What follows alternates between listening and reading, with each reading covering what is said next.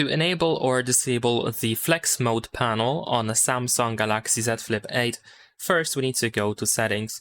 Over here in Settings, we should be able to scroll down a little bit and we need to go to Advanced Features. Over here in Advanced Features, we're gonna go to the Flex Mode panel, and then here we have the switcher that allows you to disable or enable the Flex Mode panel. Besides that, we have a couple of additional settings that you might want to check out, but essentially if you want to start using the Flex Mode panel, then we need to fold our phone a little bit.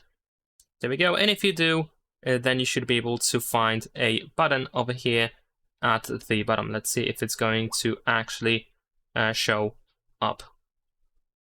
There we go, so after opening an app, as you can see here, we even have a prompt that we can drag to move the panel where we want it to be, and then we can tap on it to use the Flex Mode.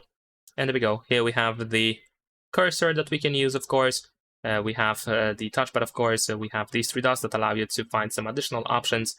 And that is pretty much it. Leave a like and subscribe.